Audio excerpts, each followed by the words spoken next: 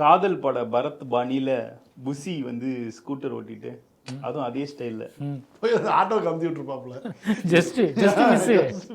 அதுக்குள்ள நம்ம ஆளுங்க கண்டுபிடிச்சிட்டானுங்க. அந்த நம்பரெல்லாம் போட்டு பார்த்து அந்த நம்பர் ஏற்கனவே வந்து ஹெல்மெட் போடாம ஓட்டின செலான்லாம் இன்னும் பாக்கி இருக்கான் கட்டாம. இல்ல மினிஸ்டருக்கு வந்து கான்வாய் உண்டு. மினிஸ்டர் அதுவும் இவர் நம்பர் 2 நம்பர் 3 இவர் தான் நம்பர் நியாயமா நம்பர் 2 இவர் தான். நம்பர் 2 இவர் நம்பர் 2ன்றப்ப இவருக்கு வந்து கான்வாயும் இருக்கும் டிராபிக்கும் கிளியர் பண்ணும். இவருக்கு என்னமோ ஸ்கூட்டர் ஓட்டி பாக்குறதுல ஒரு ஜாலி இருக்குன்னு நினைக்கிறேன். இதுக்குதான் வந்து பழைய ஒரு வீடியோ எடுத்துட்டு வந்து போட்டுட்டு இருக்காங்க. எஸ்சிஎஸ்சிவி கொடுத்த பேட்டி ஒன்று. இவர் எப்படிலாம் வந்து சீனை போட்டு ஏமாத்துவாரு அப்படின்னு சொல்லிட்டு இவர் வந்து ரசிகர் மன்ற மாநாடு வேலையெல்லாம் பார்க்குறப்போ தரையில படுத்து தூங்குவாராம். அதை ஒரு 4 பேர் ஃபோட்டோ எடுக்க சொல்லி அந்த ஃபோட்டோ இவரே வந்து வாட்ஸ்அப் குரூப்ல போடுவாராம். அதை ஒரு 100 பேர் லைக் பண்ணுவாங்க. இப்படிலாம் தான் என் பிள்ளைய ஏமாத்திட்டாங்க எல்லா மாநாட்டிலையும். எஸ்சிஎஸ்சி அதை ஒரு பேட்டியாவே கொடுத்துருக்கிறாரு. இவர் என்னெல்லாம் வேலை செய்வாரு அப்படின்னு சொல்லி பேட்டியாக கொடுத்துருக்கிறாரு. அது இப்போ வைரல் ஆயிட்டு இருக்குது. அடுத்து ஒரு அமைச்சர், அவங்க பேர் சொன்னா பாதி பேருக்கு தெரியாது, எல்லாத்துக்குமே தெரியாது. விஜய், புசி, ஆதவ், நிர்மல்குமார், கொஞ்சம் போனா ராஜ்மோகன், அருண்ராஜ் வரையும் தான் தெரியும். ஜெகதீஸ்வரின்னு ஒரு அம்மா மினிஸ்டரா இருக்காங்க. எதுக்கு மினிஸ்டரா இருக்காங்கன்னு கடவுளுக்கு தான் வெளிச்சம். உங்களோட போன் கால் வந்து ஒன்னு லீக் ஆயிருக்கு. என்ன லீக் ஆயிருக்குன்னா, ஒரு ஒன்றிய செயலாளர்கிட்ட பேசுறாங்க. லட்சுமணன்றவன் வந்து இங்க வந்தானா அப்படின்றப்ப அவர் இருந்துட்டு லட்டு கொடுக்க வந்தாருமா, ஏதோ பிடிஓ ஆஃபீஸ்க்கு போயிருக்காப்ல, ஒரு ஒன்றிய செயலாளர் ஆய்வுக்காக போயிருக்காப்ல. போறப்போ சும்மா போனா நல்லா இருக்காதுன்னு சொல்லிட்டு கையில லட்டு பிடிச்சிட்டு போயிருக்காப்ல. அந்த லட்டு தானே?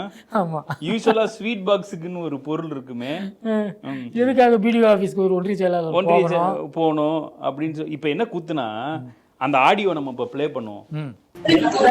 ஒரு விஷயம் கேட்கலான்னு கால் பண்ணேன். சொல்லுங்கம்மா. நீங்க நம்ம தாசில்தார் ஆபீஸ்ல போய் நம்ம ஒரு ஆபீஸ்ல பாத்தீங்களோ? நான் போவே இல்லம்மா, லட்சுமணன் போயிருக்காம்மா. லட்சுமணனா? ஆமா, டிஎஸ்பி போயிருக்கான், எல்லா ஆபீஸுக்கும் போயிருக்கான். லெட்டர் கொடுத்துருக்கானா? என்ன லெட்டர் கொடுத்துருக்காப்லையா? லட்டு.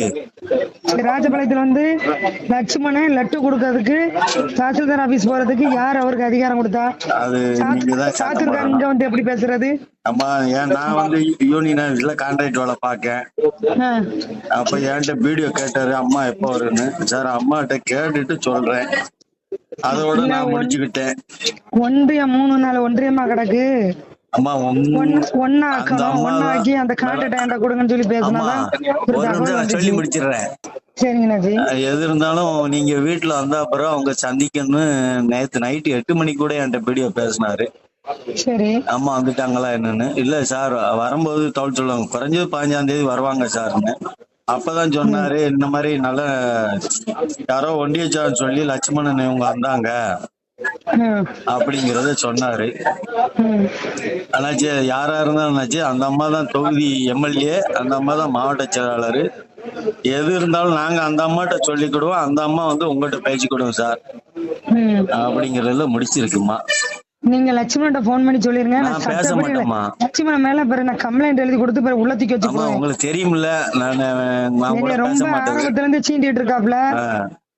ஏற்கனவே பொதுச்செயலாளர் இப்போ நான் 5 மாசம் முன்னாடி திட்டினாரு. திரும்ப என்ன செஞ்சுட்டு இருக்காப்ல? என்ன பார்த்தா எப்படி தெரியுது? ஏன் தொகுதிகளை வந்து அந்த பையன் வர்றதுக்கு யாரு அதிகாரம் கொடுத்தா? நீங்க 15ஆம் தேதி எப்படி வருவான் அந்த பையன்? அம்மா சொல்லியாச்சு பெரியவட்ட, எது இருந்தாலும் அந்த அம்மா தான். நாங்க எது இருந்தாலும் அந்த அம்மாட்ட நாங்க பேசிக்கிடுவோம். அந்த அம்மா உங்கள்கிட்ட என்ன மேடம்? நீங்க அந்த பையன் பேசுவீங்களா? நான் எனக்கு லட்சுமணனுக்கு தொடர்பே இல்ல, அதுக்கு தெரியுமில்ல. நம்பர் வச்சிருக்கீங்களா நீங்க? எனக்கு நானும் அவனுக்கு கிரி பாம்புமா இருக்கம்மா. சரி, நம்பர் இருந்தா கொடுங்க. அப்படியே கொடுக்கம்மா. உங்களுக்கு அதிகாரம் இருக்கு, சும்மா சத்தம் போட்டுருங்க. நான் ஒண்ணுமே செய்ய மாட்டேன் மேடம். தூக்கி வச்சு சட்டியோட வச்சு அடிச்சு கொண்டு வெளியே எடுத்துருவேன். இருக்கும் போதே ஏன்டா என் வேலைக்கு அது என்ன என்னைய பார்த்து பைத்தியக்கார தெரியுது அவனுக்கு. அவன்கிட்ட பேசும்போது வாட்ஸ்அப் கால்ல பேசுங்க. ஆடியோ வெளியிட்டவரை வந்து தூக்கிட்டாங்க, ஒன்றிய செயலாளரை. அந்த அம்மா மேல எந்த ஆக்ஷனும் எடுக்கல. அந்த லக்ஷ்மணன்றவன் வந்து ஜாலியா இருக்கான், அவன் மேலயும் ஒண்ணும் எடுக்கல. போன வாரம் தான் ஒரு கிரிமினலோட அந்த அம்மா வந்து போட்டோவோட வெளில வந்தது. அந்த அம்மான்னு சொன்னீங்கன்னா யாருங்க புரியுது? விஜய் மக்கள் இயக்கத்துக்கு அவங்க வந்து ஜெகா விஜய் அப்படின்னு சொன்னாதான் தெரியும். தெரியும். இவங்க மினிஸ்டர் ஆகிறதுக்கு அந்த ஜெகா விஜய் தான் அவங்க பேரு. போட்ட ஆடியோவில் அவர் சொல்றாரு, அம்மா அவன்கிட்ட பேசும்போது வாட்ஸ்அப் காலில் போங்க, இல்லாட்டி என்னைய மாதிரி அவனும் ரெக்கார்ட் பண்ணி போட்டு விட்டுருவான் அப்படிங்கிற மாதிரி சொல்றாரு. தெளிவா போன வாரம் தான் இந்த அம்மா சொன்னாங்க, ஒரு மேடையில சொன்னாங்க, சமூக வலைதளங்கள்ல வந்து எனக்கு வந்து மன அழுத்தத்தை ஏற்படுத்துறாங்க, என்னை பத்தி தப்பு தப்பா நியூஸ் எல்லாம் போட்டு இது பண்றாங்க. இவங்க வந்து ஒரே வாரத்திலேயே ஒரு ஒன்றிய செயலாளர் போன வாரம் வெள்ளிக்கிழமை சொன்னாங்க, இன்னைக்கு நடந்துருச்சு, ஒரு ஒன்றிய செயலாளர் வச்சுட்டான். சமூக வலைத்தளங்கள்ல குறிப்பா அவங்க கட்சியை சேர்ந்தவங்க எப்படி நடந்துக்கிறாங்கன்னு ஊரே பாக்குது. அப்படி இருக்கும்போது இதெல்லாம் நியாயமா அப்படிங்கிற மாதிரி இன்னைக்கு சென்னை மேயர் போய் கம்ப்ளைண்ட் கொடுத்துருக்காங்க. இந்த மாதிரி தொடர்ந்து என்னை வந்து இது பண்ணிட்டு இருக்காங்கன்னு சொல்லி கமிஷனர் ஆஃபீஸர் கம்ப்ளைண்ட் கொடுத்துருக்காங்க. சென்னை வந்து அத்தனை பேருக்கு மேலே வழக்கு போடுறாங்கல்ல, சென்னை மேயரே கம்ப்ளைண்ட் கொடுத்துருக்காங்கல்ல, ஏதாவது பண்ணணுமா இல்லையா? அதெல்லாம் ஒன்றும் பண்ண மாட்டாங்க. இன்னைக்கு போய் லீடர் ஆஃப் அப்போசிஷன் வந்து மார்க்கண்டையன் எம்எல்ஏவை போய் பார்த்துருக்காரு. அவர் எதுக்கு அரெஸ்ட் ஆனாரு? நீ கதவு மூடனா நாங்கள் வந்து மோதுவோம், எலும்பை உடைச்சிருவோம் அப்படின்னாரு. அவர் சொல்லி தவிர்க்கக்கூடிய இதுதான். ஆனா உதயகுமார்னு ஒருத்தர் இருந்தார்ல, அவர் என்ன மிரட்டினாரு, எங்க ஆளுங்கெல்லாம் கொஞ்சம் மோசமானவங்க, நீங்க ஜாக்கிரதையா இருக்கணும், அப்புறம் ஏதாவது ஒண்ணு ஆச்சுன்னா எங்களை கேட்க கூடாது, ஏதாவது ஒண்ணு ஆச்சுன்னா லாரி விட்டு ஏத்துவாங்கிறதா அவர் வந்து அவர் சிம்பிளா சொல்லியிருக்காரு. ஏன் அவர் மேல எந்த நடவடிக்கை எடுக்கல? எப்படின்னா உதயகுமார் அங்க போவாருன்னு எதிர்பார்க்கறாங்களா? ஆமா, எடப்பாடியே அங்க போவாருன்னு அவங்க எதிர்பார்த்து உட்காந்துட்டு இருக்காங்க. அப்படிங்கிறப்ப உதயகுமார் போக மாட்டாரா? இல்லை, இதுல இன்னொரு விஷயம் இருக்கு. திமுகவினுடைய எம்எல்ஏக்களை பொதுவாக திமுக சமூக வலைத்தளங்களில் எழுதக்கூடியவங்களை, போஸ்ட் போடுறவங்க, ரீல்ஸ் போடுறவங்கள, இவங்கள பூரா வந்து கைது பண்ணுவது, இதன் மூலமாக உளவியல் ரீதியாக திமுகவை வந்து பலவீனப்படுத்துறது, அடக்கி வைக்கிறது, திரும்ப வந்து ரீபவுன்ஸ் ஆகக்கூடாதுங்கிறத ஒரு தான் நோக்கம். இது வந்து ரீபவுன்ஸ் ஆகிறது மட்டும் இல்ல, இஷ்யூ சூப்பரா வந்து மாத்துறாங்க. இப்ப 100 கோடி ரூபாய் பழனி இதை வந்து அங்கேருந்து அப்படியே எல்லாரும் டைவர்ட் ஆகி ஒரு போஸ்ட் போட்டதுக்கு வந்து அரெஸ்ட் பண்ணிட்டாங்களே அப்படின்ற ஒரு இடத்துக்கு வந்து தள்ளுற. இன்னும் நிறைய ஆடியோஸ் ரிலீஸ் ஆகிட்டு இருக்குது. பாத்தீங்கன்னா இப்போ கூட ஒரு ஆடியோ ரிலீஸ் ஆயிருக்கு, இன்னைக்கு கூட வந்து டிவில எல்லாம் போட்டுட்டு இருக்காங்க. அந்த வழக்கறிஞர் நியமனத்துக்கு மாவட்ட அளவுல வழக்கறிஞர் நியமனத்துக்கு இன்னமும் காசு வசூல் பண்ணிட்டு பார்ட்டி ஃபண்ட் கேட்டாங்கன்னா லஞ்சத்தை ஒழிச்சிட்டோம், ஊழலை ஒழிச்சிட்டோம் அப்படின்னு வாயால் வட சொல்றாங்க. எங்கடா ஒழிச்சிங்கன்னு சொல்லி கேட்டீங்கன்னா ஒழிச்சு வச்சிருக்கிறோம் அப்படின்றானுங்க. எல்லாம் பப்ளிக்காவே நடக்குது. இப்ப எல்லா விஷயமே வந்து ரொம்ப பப்ளிக்காவே நடக்குது. மாமூல் கேட்கக்கூடிய வேலை ஆரம்பிச்சிருக்காங்க. மாமூல் வந்து முன்னாடி கடைக்கு வந்து கட்டுவாங்க இல்லையா, அந்த வேலையில இப்போ இந்த தெரு கடைகளில் வண்டி கடை எல்லாம் போட்டிருக்காங்கல்ல, இவங்ககிட்ட மாமூல் வசூல் பண்ணக்கூடிய வேலைகள் வந்து இப்போ ஆரம்பிச்சு. மாமூல் கொடுக்கலன்னா அங்கே வந்து ஒரு பேனரை வச்சு மறைச்சு விட்டுருவாங்க, வம்பளுக்குறாங்க, கடையை எடுங்கிறாங்க. இந்த கலாச்சாரம் மீண்டும் தலைதூக்கி. இப்போ ட்ரோன் எல்லாம் வச்சு ஒரு அமைச்சர் ரீல்ஸ் போடுவார். யாரு? பிரபு, டாக்டர் பிரபு. அவர் துறையில நீ வந்து எனக்கு கப்பம் கட்டல அப்படின்னா உன்னை அடிப்பேன்னு சொல்லி அறிவாளெல்லாம் யூஸ் பண்ணி தூத்துக்குடியில ஒரு தாவேக்காரர் வந்து இன்னைக்கு அரெஸ்ட் ஆயிருக்காரு. வீடியோ எல்லாம் வந்திருக்கு. அதாவது பரவாயில்ல, ஒரு மாவட்ட செயலாளர் மேல வந்து இளம்பெண் நிர்வாணமா வீடியோ எடுத்து வச்சுக்கிட்டு மிரட்டுறாங்க, கேஸ் போட்டுருக்காங்க. வேலூர் மாவட்ட ராணிப்பேட்டை மாவட்ட செயலாளர்ல கட்சியில மேல இருந்து கீழே வரைக்கும் மொத்தமாவே இப்படிதானா? அவரோட பேர் வந்து விஜய் மோகன், மாவட்ட செயலாளர் ராணிப்பேட் தொகுதியில். அவர் வந்து செக்ஸ் ஹராஸ்மெண்ட் ரொம்ப எனக்கு பண்ணியிருக்காரு. அவர் வந்து ஆரம்பிச்சிட்டாரு, இந்த மாதிரி ஸ்க்ரீன்ஷாட்ஸ் எல்லாம் எடுத்து வச்சுருக்கேன், நான் அவனுக்கு அனுப்பிச்சிருவேன், இவனுக்கு அனுப்பிச்சிருவேன் அப்படின்னு சொல்ல ஆரம்பித்தார். அதுக்கப்புறமா வந்து நான் என் பொண்ணை வேற பேச ஆரம்பித்தார். இந்த மாதிரி வந்து உன் பொண்ணு நான் 12 வயசா, யார் இந்த ஃபிகரு, இந்த வார்த்தை கேட்கவோ இது வந்து என் பொண்ணுக்கோ பாதிக்கக்கூடாதுன்னுட்டு நான் இதெல்லாமா ஒரு பெரிய இஷ்யூவாக ஆக்குவேன் அப்படின்னு சொல்லிட்டு அவர் என்ன கேட்டார். அதோடு வந்துட்டு நான் இங்கே வந்து கம்ப்ளைண்ட் கொடுக்க தலைமையில் வந்து கம்ப்ளைண்ட் கொடுத்தேன். அதுவும் வந்து அவங்க அக்செப்ட் பண்ணல. மகளிர் இதில் நாங்கள் அக்செப்ட் கொடுத்தேன். இதுவும் அவங்க எதுவுமே இது பண்ணல. எனக்கு இதுக்கு என்ன தீர்வு? ராணிப்பேட்டில் நான் கொடுக்கல, எனக்கு கொலை மிரட்டல் நிறைய வந்தது, அதுக்கப்புறமாவே நிறைய வந்தது. நான் இன்னும் வேலைக்கு கூட போகல, என் பொண்ணு கூட வந்து என் ஹஸ்பண்ட் கூட தான் போயிட்டுருக்கா. ஒரு பாதுகாப்பே கிடையாது. ஒவ்வொரு நாளும் ஒவ்வொரு விட்டுட்டு கால் பண்ண வச்சு என்னை மிரட்டுறாரு. இல்லைங்க, சங்கிகளுக்கு இவங்களுக்கு எவ்வளோ பெரிய ஒற்றுமை பாருங்களேன். அதே கேரக்டர் அப்போ நல்லா பார்த்தீங்கன்னா அதே மாதிரி இருக்காங்க. எல்லாமே வீடியோ எடுத்து வச்சு பாஜகவினுடைய நடவடிக்கை எப்படி இருக்குதோ அதே மாதிரி, அதே கேஸு, அதே ஆடியோ வெளியே வர்றது, இந்த மாதிரி எல்லாமே ஒரே காலம் அப்படியே ஒரே பேட்டர்னாகவே இருக்குது. இல்லை இப்போ ஒரு அண்டர்டாக் கதை வந்து எல்லாத்துக்கும் பிடிக்கும்.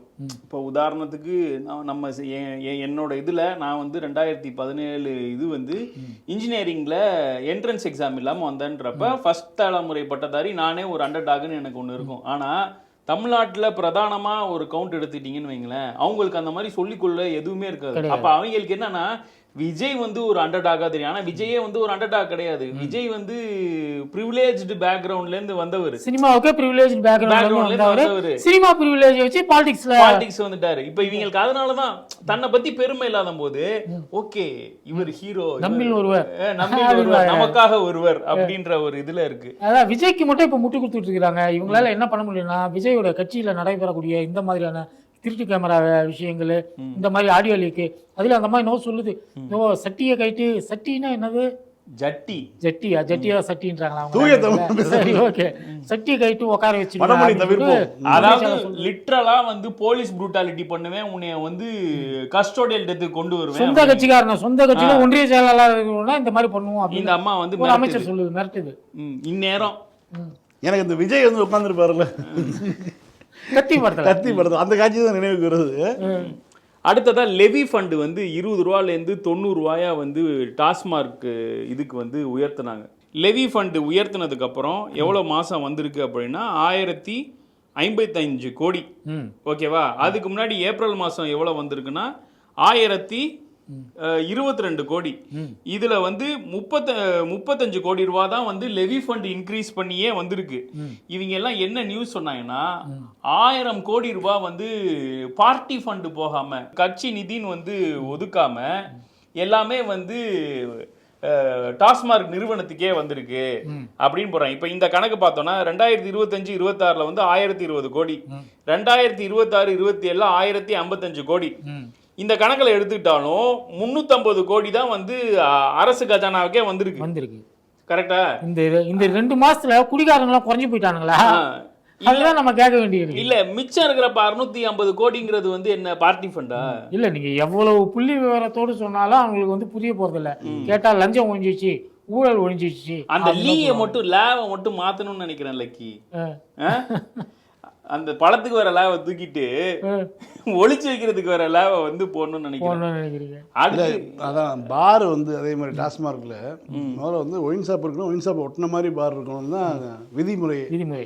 அதுதான் நியாயமும் கூட வச்சுக்கோங்களேன். ஒரு இடத்துல சரக்கு வாங்கிட்டு இப்போ வந்து இந்த ஒரு ரோடு இருக்குன்னா ரோட்டுக்கு 100 மீட்டர் வரைக்கும் பார் வச்சுக்கலாம்னு சொல்லி கொடுத்துருக்காங்க. இப்போ கடை கிடைக்கல, ஒயின் ஷாப் இருக்குது, ஆப்போசிட்டில் ரோட்டுக்கு அந்த பக்கம் வந்து ஒரு கடை இருக்குது, அந்த கடையை பாராக மாற்றிட்டாங்கன்னா ஒரு குவார்டர் வாங்கிட்டு போய் அங்கே அடிக்கிறவன் இன்னொரு அடுத்த குவார்டருக்கு வந்து திரும்ப வாங்கணும்னா போதையில் ரோடை கிராஸ் பண்ணி வரணுமா? இவங்க ஏதோ பிளான் பண்றாங்க மட்டும் தெரியுது. எவ்வளோ ஒரு சிக்கலான ஒரு விஷயம், பிராக்டிகலான ஒரு விஷயத்தை எடுத்து சொல்றாரு. அடுத்ததா செங்கோட்டையன் வந்து உங்களுக்கு ஞாபகம் இருக்கும், போன மாசம் வந்து டிசாஸ்டர் ஃபண்ட் எல்லாம் ஒன்றிய அரசு கரெக்டா விடுவிச்சிருச்சு அப்படின்னாரு. இப்ப அதோட வித்தியாசம் வந்து வந்திருக்கு. 2025-26 13,000 கோடி 13,300 கோடி ரூபாய் வந்திருக்கு. இந்த வருஷம் எவ்வளவு வந்திருக்கு அப்படின்னா 2026-27 10,800 கோடி தான் டிசாஸ்டர் ஃபண்ட் வந்து. உங்களுக்கு என்ன புயல் வந்துச்சா மழை வந்துச்சான்னு கேட்பானுங்க. ஏங்க நம்ம எவ்வளவு போராடி இருக்கோம். டிசாஸ்டர் ஃபண்ட்னா அது மட்டும் கிடையாதுங்க. இப்போ மழை வரல, அதனால வந்து விவசாயிகள் வந்து நெல் இப்போ போட்டிருப்பாங்க, பாதிக்கப்பட்டிருப்பாங்க, அவங்களுக்கு ஏதாவது இழப்பீடு. காவிரியில் இந்த வருஷம் தண்ணியே வரல. வராது. ஆனால் நல்ல நேரத்தில் ஆட்சிக்கு வந்தாப்புல 5 வருஷம் முதலமைச்சர் வந்து 12ஆம் தேதி ஆனால் திறந்து விட்டுட்டு இருந்தார். மழையும் மாதம் பெஞ்சிட்டு இருந்துச்சு, மாதத்துக்கு 3 தடவை 4 தடவை மழை பெஞ்சிட்டு இருந்துச்சு. இப்போ தமிழ்நாட்டில் என்னைக்கு மகாராஷ்டிரன் காலில் எழுதி வச்சாலும் மழை வட மாநிலம் ஃபுல்லா மழையால இதுவாயிட்டு இருக்குது. எல்னினோ வேற வடிவில் அங்கே வந்து ஒரே நாளில் வந்து 100 சென்டிமீட்டர் மழை எல்லாம் பெஞ்சு பெரிய அளவில் பாதிப்பு ஏற்படுத்திட்டு இருக்கு. தென் மாநிலங்களில் மழையே இல்லை. இப்ப கர்நாடகாவுக்கு வந்து முதலமைச்சர் போகக்கூடாதுன்னு அன்புமணி சொல்லியிருக்காரு, திமுக தலைவர் சொல்லியிருக்காரு. போகணும்னு சொல்ற ஒரே ஆள் யாருன்னா பிரவீன் சக்கரவர்த்தி. ராஜ்மோகன் கேட்டா, அமைச்சர் ராஜ்மோகன் கேட்டா அந்த நாங்க வந்து இன்னும் அப்படின்னா போறது உறுதியாகல அப்படிங்கிறாரு. விவசாயத்துறை அமைச்சர் கேட்டா போறாரு, 3ஆம் தேதி போறாரு அப்படிங்கிறாரு. எல்லாரும் என்ன சொல்றாங்கன்னா நீங்க அங்க போகாதீங்க, அங்க போனீங்கன்னா உங்களோட இவ்வளவு நாள் சட்ட போராட்டம் வீணா போயிடும் அப்படிங்கிற. ரொம்ப முக்கியமான விஷயம் வந்து இது வந்து 2 மாநிலத்துக்கான பிரச்சனையே கிடையாது. இது புதுச்சேரியும் இருக்குது, கேரளா இருக்குது. கேரளாவுக்கு ஆண்டுக்கு 30 டிஎம்சி தண்ணி தரணும், புதுச்சேரிக்கு 15 டிஎம்சி தண்ணி தரணும். இப்போ அதுவே அவங்க கொடுக்கல. நீ போய் பேசிட்டு இது வந்து 4 மாநில பிரச்சனையை 2 மாநிலங்கள் பேசி தீர்க்க முடியாதனால நம்ம வந்து கோர்ட்டுக்கு போனோம். 2007 வந்து நமக்கு 202 டிஎம்சிக்கான தீர்ப்பு வந்துச்சு, ஒரு மகத்தான தீர்ப்பு. அதுக்கு எதிராக வந்து இவங்க உச்சநீதிமன்றம் போனாங்க. கடைசியில் அது வந்து 177 குறைச்சாங்க. ஆனாலும் பரவாயில்ல, இந்த தீர்ப்பு நமக்கு ஒத்துக்கிட்டு நம்ம வந்தாச்சு, ஒரு ட்ரிபியூனல் போடுங்க அப்படின்னு சொல்லிட்டு. இப்ப கர்நாடகால மழை பெய்யுது, இப்ப அவர் அங்க போவாரு. இப்ப நமக்கு வர வேண்டியது டிஎம்சிங்கிறது சராசரியா 90 டிஎம்சி வந்து வரணும். இப்ப மழை பெய்யறனால அவன் 3 டிஎம்சியோ 4 டிஎம்சியோ திறந்து விடுவான். இது விஜய்க்கு கிடைத்த வெற்றி அப்படின்ட்டு இவங்க கம்பு சுத்த போறாங்க. இது எம்ஜிஆர் பண்ண வேலை தாங்க. எம்ஜிஆர் என்ன பண்ணுவார், கோயம்புத்தூர் போவார், கோயம்புத்தூர்லேருந்து 3-2 எம்ஜிஆர் பெங்களூருக்கு காரை விட சொன்னார் அப்படின்னு தினத்தந்தியில் எழுதுவாங்க. போய் நேராக குண்டுரா வீட்டில் போய் உட்காந்துக்கிட்டு உட்காந்தோன்னே அவங்க தண்ணி கொண்டு வருவாங்க, குடிக்க மாட்டேன் போது. எங்கள் விவசாயிகள் பூரா அங்கே கஷ்டப்பட்டு இருக்காங்க, தண்ணி இல்லாமல் கஷ்டப்படுறாங்க, அவங்களுக்கு தண்ணி போனால் தான் நான் குடிப்பேன் எழுதி கொடுத்தா பேசி டிகே சிவகுமார் வந்து என்ன சொல்லுவார்னு வந்து வீடியோவே இருக்கு. தண்ணியை பார்க்க வந்தால் நல்லா கவனிச்சு அனுப்புவார். இப்ப அடுத்ததா வந்தீங்கன்னா ராகுல் காந்தியோட பிரச்சனை. ராகுல் காந்தி வந்து ஸ்டூடெண்ட்ஸ் ப்ரொடெஸ்ட்டை வந்து ஹைஜாக் பண்ணிட்டாரு அப்படின்னு வந்து எல்லாரும் சொல்லிட்டு இருக்காங்க. அதுக்கு வந்து கிரனாலாஜிக்கலா பார்த்தா அங்க சோனம் வாங்சங் உண்ணாவிரதம் இருக்கும் போது போகல, அதே மாதிரி மாணவர்கள் போராட்டம் நடக்கும் போதும் போல. சோனம் வாங்சங் இந்த உண்ணாவிரதம் இருக்கும் போது ஆராசா போய் பார்த்தாரு. அதுக்கப்புறம் இந்த பிரச்சனைனா நடந்ததுக்கு அப்புறம் எம்பியா இருக்க கனிமொழி அவங்க வந்து போய் பார்த்தாங்க. இப்ப என்ன சொல்றாங்கன்னா, இந்த அடிதடி நடந்தோடனே அதாவது மாணவர்களை வந்து தாக்கணும்னா இந்தியா கூட்டணியோட பேச்சுவார்த்தை நடந்தது. அப்ப கம்யூனிஸ்ட் இடதுசாரிகள்லாம் என்ன சொல்லியிருக்காங்க, நம்ம வந்து மோடி வீட்டுக்கு போய் முற்றுகையிடுவோம் அப்படின்னு இருக்காங்க. முற்றுகையிட்ட போறப்ப இவங்க காங்கிரஸ் வந்துட்டு வேண்டாம் அதுல லைட்டா வந்து அந்த பசங்கள்லாம் பார்க்க ஆம் ஆத்மி வாட அடிக்குது அப்படின்னு முத நாள் சொல்லிட்டு, அடுத்த நாள் வந்து ராகுல் காந்தியே வந்து மோடி வீட்டுக்கு போய் முன்னாடி போய் உட்காந்துட்டாரு. அந்த சோனம் வாங்சங்கோட மிஸ்ஸஸ் கூட ஏன் அங்க போய் ப்ரொடெஸ்ட் பண்ணி இது பண்றீங்க, டைல்யூட் பண்றீங்க, இங்க வந்திருக்க வேண்டியது தானே அப்படின்றாங்க. அடுத்த நாள் அதுக்கு அடுத்து அகிலேஷ் மட்டும் டெல்லியிலே இருந்தனால அந்த ப்ரொடெஸ்ட் வந்திருக்காங்க. கம்யூனிஸ்ட்ல சிபிஐ, சிபிஎம், ஜான் பிரிட்டாஸ் யாருமே போல. ஆம் ஆத்மி என்ன சொல்றான்னா, நாங்க மோடி வீட்டுக்கு முன்னாடி போராட போனா மட்டும் விட மாட்டேங்கிறாங்க, ராகுலும் மோடியும் அன்கோ போட்டிருக்கனாலதான் இந்த போராட்டம் இது வந்து நடந்திருக்கு அப்படின்ட்டு சொல்லியிருக்காரு. இல்ல இது ஒரு கரெக்டான ஒரு பாயிண்டா தான் தெரியுது. ஏன்னா சந்தேகம் வந்து நமக்கு ரொம்ப நாளாவே இருந்துட்டு இருக்குது. நேஷனல் ஹெரால்டு கேஸ்ல இடி கேஸ் போட்டும் ராகுல் காந்தி அரெஸ்ட் ஆகல, இப்ப வரைக்கும் அரெஸ்ட் ஆகல. இதுவே வந்து அந்த பாவம் பாசிதமரத்தை வீடு வந்து தூக்கிட்டு போய் உள்ள வச்சாங்க. அவர் தான் ஃபர்ஸ்ட் அரெஸ்ட் இல்லையா, அவர் தான் இதை கொண்டு வந்தாரு. இவர் லிக்கர் ஸ்கேம்ல அரவிந்த் கெஜ்ரிவால் வந்து அரெஸ்ட் ஆனவர். அவர் சொல்றாரு பிஜேபி வந்து என்னைய பண்ணுச்சுல, அந்த கேஸே ஒண்ணும் இல்லாம போயிடுச்சுங்க. ஒரு தண்டகர்மாந்திர கேஸ் இது. திமுக மினிஸ்டர்ஸ் அரெஸ்ட் ஆறாங்க, ஆம் ஆத்மில அரெஸ்ட் ஆறாங்க, பிஆர்எஸ் பொண்ணு அரெஸ்ட் ஆச்சு. ராகுல் காந்தி மேல ஏன் இந்த அரசு வந்து நடவடிக்கை எடுக்க மாட்டேங்குது? காங்கிரஸ்காரங்களே அரெஸ்ட் ஏன் திரிணாமுல் காங்கிரஸ்லயே ஒரு 2-3 அமைச்சர்களை பிடிச்சு உள்ள வச்சு ராகுல் சொன்னா இடி வந்து பினராயி விஜயன் வீட்ல ரைட் அடிக்குதே. அப்ப பிஜேபி லைட்டா டவுட், ஒரு நாணயத்தின் 2 பக்கங்கள்லாம் இல்ல, ஒரு நாணயத்தின் ஒரே பக்கம் தான் இவங்க ரெண்டு பேருமே. ரொம்ப கிளியரா இருக்கு. நீங்க சொன்னீங்க ராகுல் காந்தியால இன்னொரு பிரச்சனை, ராகுல் காந்தியால பிரச்சனை, நமக்கான பிரச்சனை ராகுல் காந்தி ஸ்கேம்ன்ற மாதிரி. ஆமா, எப்படி 15 வருஷமா வந்து இவங்க ஆட்சியை தக்க வைக்க முடிஞ்சிருக்கு அப்படின்னு பாத்தீங்கன்னா, எதிரில நாம டம்மி பாவாங்கிறதா இதன் மூலமா நமக்கு டம்மி பாவா இல்ல, திருட்டு பாவா. அதாவது இங்க இருக்கிற எம்பி எம்எல்ஏ போக விடும் போது குதிரை பேரம் நடக்குது, அது நடக்குது டான்ஸ் ஆடிட்டு, இங்க தமிழ்நாட்டுல வந்து என்டிஏ அலையன்ஸ்ல இருந்து தானே ஏடிஎம்கே போச்சு, அது வந்து குதிரை பேரம் இல்லையா. இன்னைக்கு வந்து மின்னம்பலத்துல போட்டிருக்காங்க அதை பத்தி. அங்க வந்து காங்கிரஸ் வந்து சொல்லுதான், டிஎம்கே காரங்கெல்லாம் பார்லிமெண்ட்லாம் பார்க்கும்போது, ஏன் நீங்க வந்து இந்தியா கூட்டணியோட கூட்டத்துக்கே வர்றது கிடையாது நீங்க, இதெல்லாம் மாறிக்கிட்டு இருக்குல்ல, இதெல்லாம் அரசியல் நிலைமையெல்லாம் மாறிக்கிட்டு இருக்குல்ல, இந்த நிலைமையில நம்மளுடைய கொள்கையில நம்ம உறுதியா இருக்க வேணாமா? கொள்கை உறுதியெல்லாம் ஒரு பசங்க ப்ரொடெஸ்ட் நடக்குது, அந்த பசங்க ஒரு போராட்டம் பண்ணி அவங்களோட கோரிக்கை ஃபேர் நீட்டுங்கிறத மெட்டீரியலைஸ் பண்ணிட்டாங்க. அது நம்மளோட கோரிக்கை பேன் நீட்டுங்கிறத விட்டுருங்க. அவன் எந்த கட்சி சார்பும் இல்லாம அங்க கம்யூனிஸ்ட் போது, டிஎம்கே போது, அம்பேத்கர் இயக்கங்கள் போது, எல்லாரும் போய் பீம் ஆர்மி எல்லாம் போய் தான் வந்து அந்த ப்ரொடெஸ்ட் ஆதரிச்சு இது பண்ணிட்டாங்க. நீ ஏன் போல? உனக்கு எங்க உடம்பு வலிக்குது? ஏன்னா நான் இழவு வீட்டுல நான் தான் போனமா இருக்கணும் அப்படின்னு சொல்லிட்டு அங்க போய் மோடி வீட்டு முன்னாடி பத்தி. இதுல வந்து மாணிக்கம் தாக்கூர் வந்து புழுறாரு. 2 கட்சிகள்ல திமுகவும் அதிமுகவும் வந்து அவங்க ஏதோ கூட்டம் நடத்துறதா சொன்னாங்க. அது நடந்துச்சு, அந்த கூட்டம் நடந்துச்சு. 4 டேபிள் போட்டு மேலே ஏறி நின்று இவர் பேசினாரு. அங்க என்ன சொல்றாருன்னா, அதிமுகவும் திமுகவும் வந்து அந்த மாணவர்களை ஒண்ணுமே அதிமுக பேசல, கண்ணார பார்த்தோம். ஏன்னா அவங்க என்டிஏ அலையன்ஸ்ல இருக்காங்க. இவங்க திமுகலேருந்து வந்து திமுக தலைவர் சொல்லிட்டாரு, எதிர்க்கட்சி தலைவர் சொல்லிட்டாரு. நான் சொன்ன மாதிரி ஆராசா போய் பார்த்தாங்க, கனிமொழி அவங்க போய் பார்த்தாங்க. சென்னையில நடந்த போராட்டத்திலும் திமுக சார்பாக போய் சேர்ந்துட்டாங்க. அணி செயலாளர்கள் 2 பேர், மருத்துவர் அணி செயலாளர், அப்புறம் வந்து தகவல் தொழில்நுட்ப அணி செயலாளர், கனிமொழி எல்லாரும் போய் பார்த்தாங்க. தாவேகா சார்பா யார் அமிச்சாங்க? சனம் செட்டி அமிச்சாங்க. சனம் செட்டி அமிச்சாங்க. அது வந்து ஒர்க் அவுட் ஆகணும்னா ராஜ்மோகன் அமிச்சார். ராஜ்மோகன் போனோன்னா மெரினான்னு கத்தி அவரை அனுப்பி விட்டாங்க. நேத்து வந்து இங்க ஒரு எக்மோர்ல ஒரு போராட்டம், அதுலயும் திமுக சார்பா வந்து பங்கெடுத்துக்கிட்டாங்க. காங்கிரஸோட நோக்கம், ராகுல் காந்தியோட நோக்கம் பேன் நீட்டா இல்லையா? அது முதல்ல சொல்லு. தமிழ்நாட்டு மக்களுக்கு நீ வந்து முன்னாடி சொன்னது வந்து நாங்க வந்து தமிழ்நாட்டுக்கு நீட்டு இருக்காது அப்படின்னு ஒரு வாக்குறுதியை கொடுத்த, அதை இன்னமும் சொல்வதற்கு தயாரா தான் இருக்கியா? இந்தியா அந்த கான்ஸ்டியூஷன் அமைஞ்சதுக்கு பிறகு மாநிலங்களுக்கு இருந்த அதிகாரங்களை பறித்ததனுடைய 90 விழுக்காடு வேலையை வந்து செய்தது காங்கிரஸ். குறிப்பா எமர்ஜென்சி எல்லாமே வாரி அள்ளி போட்டுக்கிட்டாங்க. அதுக்கப்புறம் வந்து கொஞ்சம் கொஞ்சமாக வந்து மன்மோகன் சிங் காலத்திலையும் வந்து நடந்தது. அன்றைக்கெல்லாம் திமுக கூட்டணியில் இருந்தாலும் முடிந்தவரை தடுத்தது. 2009க்கு பிறகு திமுகவினுடைய தயவு காங்கிரஸுக்கு தேவையில்லாமல் போயிடுச்சு. காங்கிரஸ் பெரும்பான்மையான வெற்றியை பெற்று விட்டது. அதனால் வந்து திமுகவினால நீட்டை தடுக்க முடியல. திமுக ஆதரவு கொடுக்கக்கூடிய சூழல் 2004 to 2009 வரைக்குமான சூழல் இருந்தது பார்த்தீங்களா? அது மாதிரி இருந்திருந்தா நீட்டே வந்திருக்காது. நீட்டுமே வந்து ரெசிஸ்ட் பண்ணாங்க அந்த அம்மா சோனியா காந்தியும் கார்கேவும் தான் வந்து உண்மையிலே செக்குலரான ஃபோர்ஸஸ். ராகுல் காந்தி சங்கி, சோனியா காந்தி வந்து லெட்டர் திருப்பி அனுப்பிச்சாங்க. ஸ்டேட்டோட இது டிசிஷன், நீட் வேணுமா வேண்டாமா அப்படின்னு. எந்தெந்த ஸ்டேட்டுக்கு வேணுமோ அவங்க. இப்ப கேரளால போய் நீட் வேணாம்னு சொல்ல முடியாது. காலேஜஸ், மெடிக்கல் காலேஜஸ் வந்து ரொம்ப கம்மி. இப்ப இந்த நீட்டோட வரலாறு, நீட்டோட சாதக பாதகம் எல்லாத்துக்குமே தெரியும்.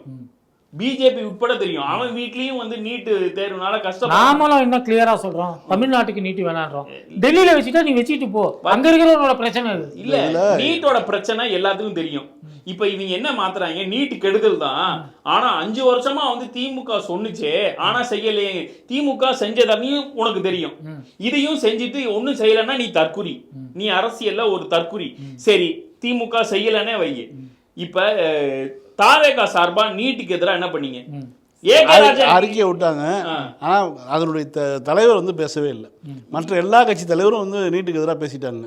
தாவேகா தலைவர் வந்து அவங்க கட்சி சார்பில் வந்து நீட்டு எங்களுடைய நிலைப்பாடும் பேன் நீட்டு தான் அப்படின்னு ஒரு அறிக்கை விட்டுட்டு ஆனால் தலைவரில் பேசணும். இப்போ திமுக பொறுத்தவரைக்கும் திமுக தலைவர் பேசுறாரு. ராஜ்மோகன் போய் பேசுறாருல, அந்த ஸ்பீச்சை அப்படியே கூகுள் ஜெமினிலயோ சாட் ஜிபிடிலயோ போடுங்க. போட்டுட்டு எங்கேயாவது ஒன்றிய அரசு பாஜகன்ற வார்த்தையை கிடைச்சா பூமர் ஷோ நிப்பாட்டிடும். மீண்டும் இன்னொரு பூமரில் சந்திப்போம். நன்றி, வணக்கம். லைக் பண்ணுங்க, ஷேர் பண்ணுங்க, கமெண்ட் பண்ணுங்க.